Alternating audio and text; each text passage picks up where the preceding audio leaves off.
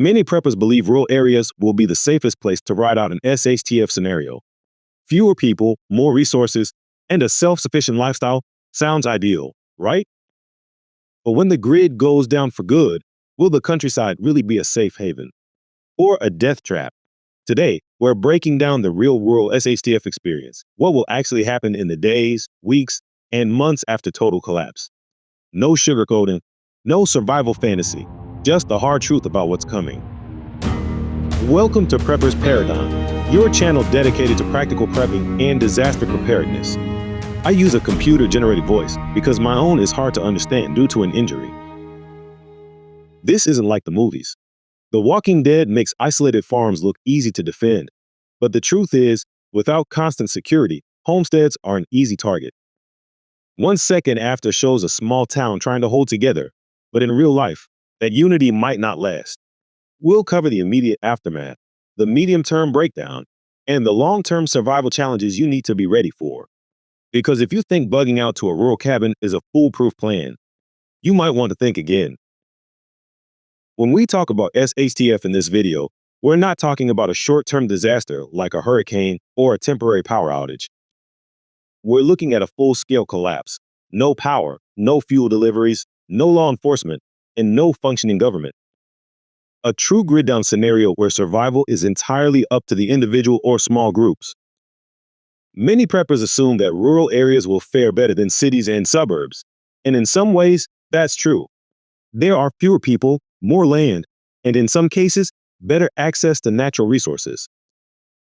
But that doesn't mean survival will be easy.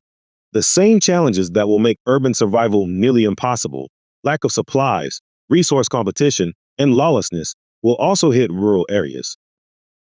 The difference is how these challenges unfold and what long-term survival will really look like. Some fiction paints rural life in SHTF as either a paradise or a chaotic free-for-all. In 1 second after, we see a small town trying to hold together, but struggling with supplies and outside threats. That part is realistic. But what many books and movies don't show is just how quickly rural communities can turn on each other when resources dry up. When people realize no more trucks are coming and their stockpiles are running low, cooperation may give way to desperation. Survival in a rural collapse won't just be about having land or knowing how to farm. It will come down to who controls resources, who has security, and who is truly prepared for the long haul. In the first days and weeks after an SHTF level event, rural areas will seem far more stable than the cities and suburbs. There won't be immediate riots, mass looting, or the kind of chaos you'd expect in urban areas. Many rural households already have food stocked up, wells for water, and a more self-sufficient mindset. But that early stability won't last. At first, things may seem manageable. Many rural homes have stocked pantries, livestock, and gardens that provide some level of food security. Wells and septic systems mean that some properties won't lose access to water or sanitation immediately. With fewer people around, the competition for resources won't be as intense in the early days. Some tight-knit communities may come together and help each other, at least for a while. But even in a rural setting, critical supplies will run out fast. Most people, even in farming communities, rely on modern supply chains, fuel, feed for livestock, medical supplies, and spare parts for machinery. When the last fuel truck has come and gone, everything grinds to a halt. Farmers who depend on diesel to run their equipment will find that without fuel, their ability to produce food drops dramatically. The same applies to rural homes that rely on propane or heating oil. When those tanks run dry, alternative heating options may be limited, especially in colder climates. Local stores will be wiped out quickly. Small-town grocery stores and feed supply shops carry far less inventory than urban supermarkets. With no resupply coming, residents will clear the shelves within days, and anyone who didn't stockpile beforehand will be out of luck. As the situation worsens, crime will start moving outward. At first, looters and desperate individuals will focus on urban areas, but as supplies dwindle, some will head toward rural regions in search of food, fuel, and anything else they can take. Isolated homesteads and farms, once considered safe refuges, will become prime targets for theft and violent confrontations. Without organized law enforcement, property owners will be forced to defend what they have or risk losing it. Medical emergencies will become a serious problem. Many rural areas already have limited healthcare access, but without working hospitals, pharmacies, or emergency services, even minor injuries or infections could become life-threatening. A simple cut that gets infected, a broken bone, or severe dehydration could quickly turn fatal. In fiction, survival in rural areas is often portrayed as easier than it really would be. In The Road, characters are able to scavenge abandoned homes and towns for supplies. But in reality, most rural areas will be picked clean within weeks, if not days. 1 Second After shows a small town struggling as food runs out. And while the novel highlights some realistic challenges, in many places, things could fall apart even faster. Small communities that still rely on outside supplies will fracture once the realization sets in that nothing is coming.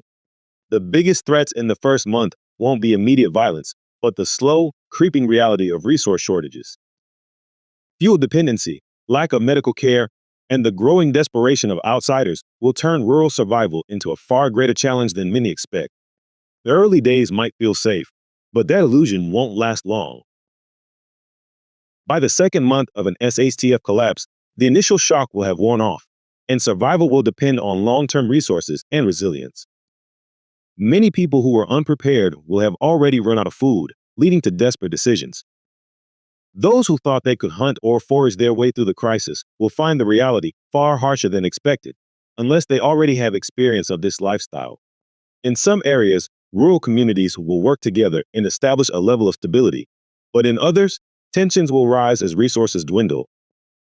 One of the biggest myths about rural survival is the idea that hunting and fishing will be reliable food sources. While some preppers have the skills to provide food this way, many do not. And with an influx of desperate city refugees and locals who suddenly take up hunting, wild game populations will likely drop fast. It won't take long before deer, rabbits, and fish are scarce, forcing people to turn to other means of survival. Livestock theft will become a serious threat, with some individuals or even organized groups raiding farms in search of food. Water security will also become a growing concern. Many rural properties rely on wells, but without electricity, most of these won't function unless they have a backup system. Hand pumps or solar-powered well systems will become essential. Those without reliable water access may attempt to collect rainwater, but in dry regions, this won't be enough to sustain a family for long. Contaminated water sources will become deadly as people start drinking from rivers and ponds without proper filtration or purification methods. As food and water shortages worsen, tensions will build within communities. At first, some small towns may attempt to enforce order, but without law enforcement or resupply, these efforts will become increasingly difficult. Some towns will manage to form cooperative defense groups, while others will descend into infighting. Disputes over land, livestock, and stored food could turn violent, especially as desperation grows. The idea of a friendly, tight-knit rural community will disappear in areas where people see their survival threatened by their neighbors. Crime will continue to move outward from urban areas. In the early weeks, rural communities may have been ignored as looters focused on cities, but by this stage, criminals and desperate groups will have started venturing further into the countryside. Some homesteads and farms will have already been targeted, and those that haven't will be forced to ramp up security or risk being next. A lack of organized law enforcement means that property owners will either have to defend themselves or form alliances with others for protection. Fiction often portrays rural survival as either an organized resistance or total chaos, but the truth is somewhere in between. The Patriots series of novels by James Wesley Rawls depicts a well-prepared rural group successfully defending their resources. But in reality, most people lack the training, discipline, and supplies needed to pull this off. On the other hand, The Walking Dead shows isolated farms easily being overrun, which is a real risk, although not by zombies, but not an inevitable outcome if proper defenses are in place. The truth is that security and organization will determine which communities survive and which fall apart. By this stage, survival will no longer be about riding out a temporary crisis. Those who didn't prepare properly will be suffering, while those with deep reserves and a sustainable food system will have a chance. Farming will become more important than ever, but growing enough food to survive takes time, effort, and knowledge, things many people won't have until it's too late.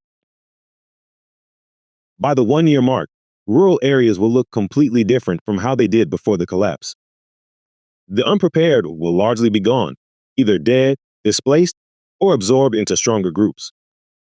Survival will depend entirely on who has resources, who has security, and who has control. The idea of simply living off the land will have proven to be a fantasy for those without the skills, and the rural survival experience will be shaped by three key realities: isolation, power struggles, and the struggle for food production. Isolation will be a double-edged sword. Those living in remote areas, far from roads and major population centers, may have avoided much of the violence and resource conflicts of the earlier months. But with that isolation comes the risk of being unable to get help when it's needed. A single injury, illness, or equipment failure could mean death.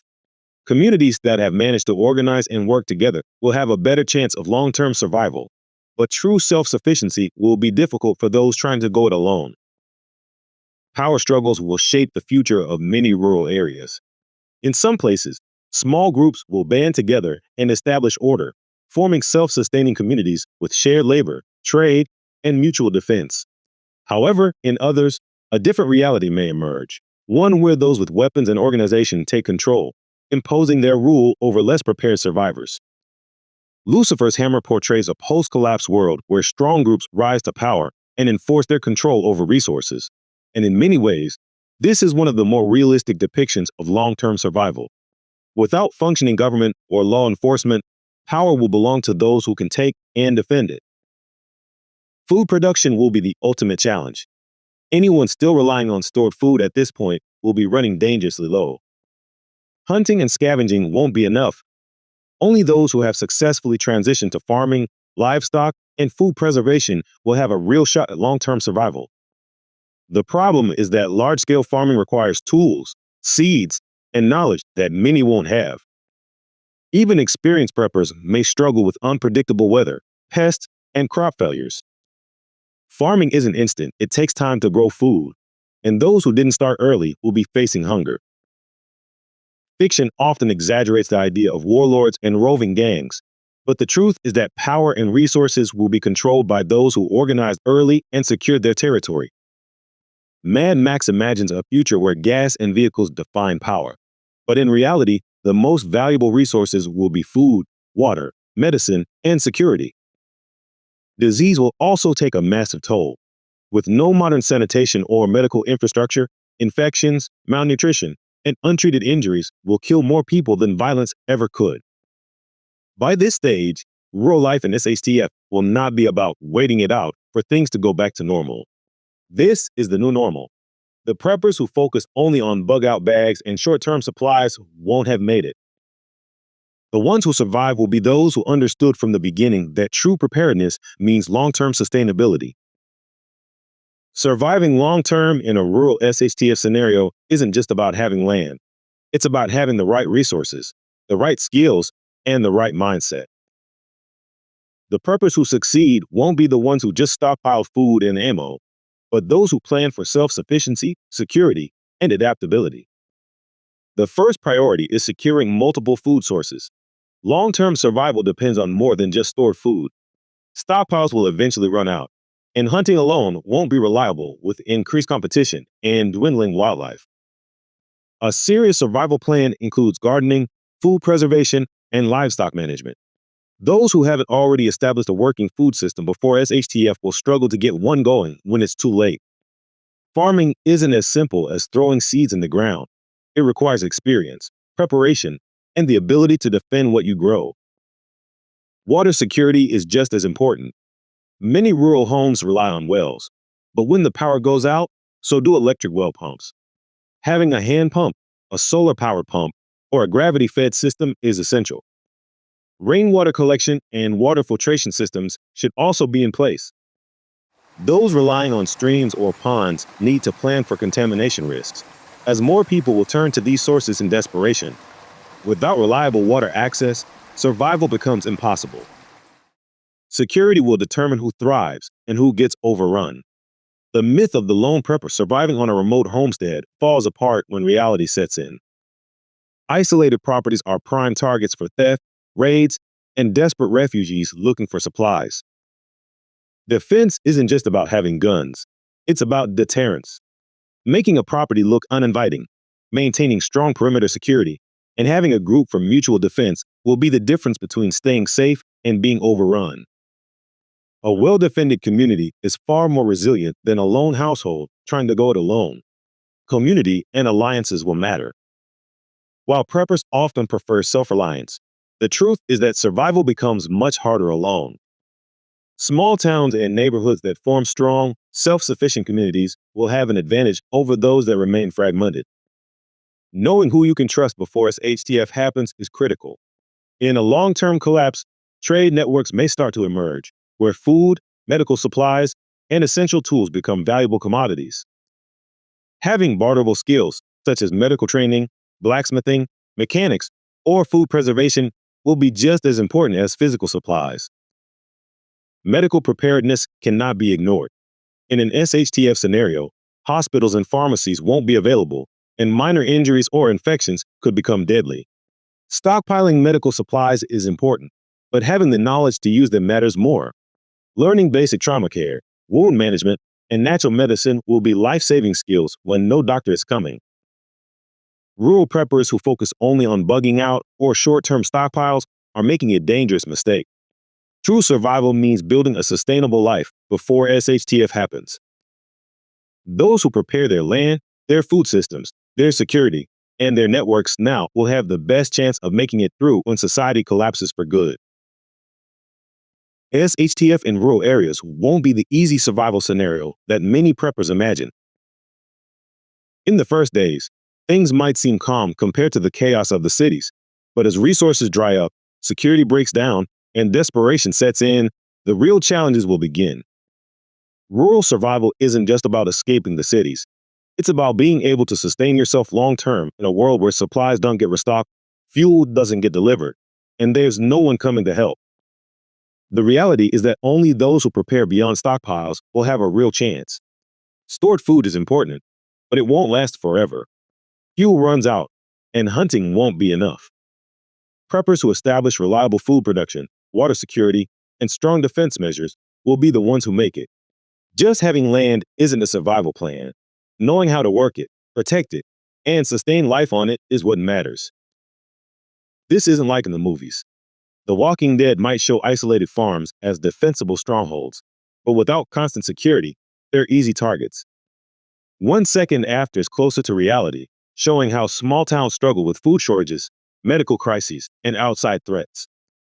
But even that doesn't fully capture how quickly a rural collapse could spiral out of control.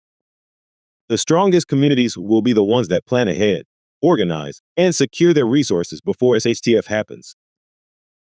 I've added a link in the video description to my Amazon list of movies and novels for preppers, including those mentioned in this video. What do you think would be the biggest challenge in a long-term rural SHTF scenario? Let's discuss it in the comments. If you found this video useful, hit the like button and subscribe for more practical prepping and survival strategies. Check out our other channel, Preppers News, for current events that affect preppers. And don't forget to check out the links in the description for more prepping resources. Thanks for watching Prepper's Paradigm. Stay prepared, stay safe, and I'll see you in the next one.